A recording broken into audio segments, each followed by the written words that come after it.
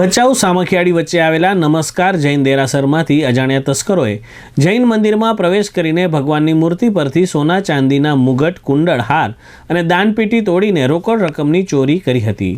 આ ઘટનાની ગંભીરતાને ધ્યાને લઈ પૂર્વ કચ્છ પોલીસ અધિક્ષક સાગર બાગમાર તથા એલસીબી ટીમ ભચાઉ પોલીસે તાત્કાલિક ઘટના સ્થળની મુલાકાત લીધી હતી। નાયબ પોલીસ અધિક્ષક સાગર સામળાના વડપણ હેઠળ એક ટીમની રચના કરવામાં આવી હતી। એલસીબી પીઆઈ એનએન ચુડાસમા અને Bhachau PI A Jadeja, PSI DG Patel સહિતની ટીમોએ હ્યુમન ઇન્ટેલિજન્સ, ટેકનિકલ એનાલિસિસ અને સીસીટીવી ફૂટેજના આધારે કડીઓ મેળવી આરોપીઓને દબોચી લીધા હતા અને ચોરીમાં ગયેલો તમામ મુદ્દામાલ રિકવર કર્યો હતો।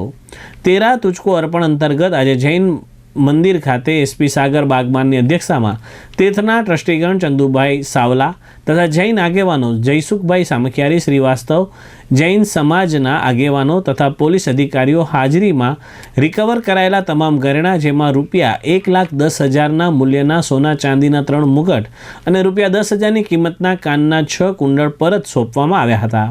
પોલીસ અધિકારીઓના સન્માન સમારોહ દરમિયાન જૈન સમાજ દ્વારા પોલીસ હેડક્વાર્ટર ખાતે આવેલી પોલીસની ગૌશાળાને 1,61,000નો ચેક અર્પણ કરવામાં આવ્યો હતો અને ગૌ સેવા માટે તત્પરતા દાખવવામાં આવી હતી।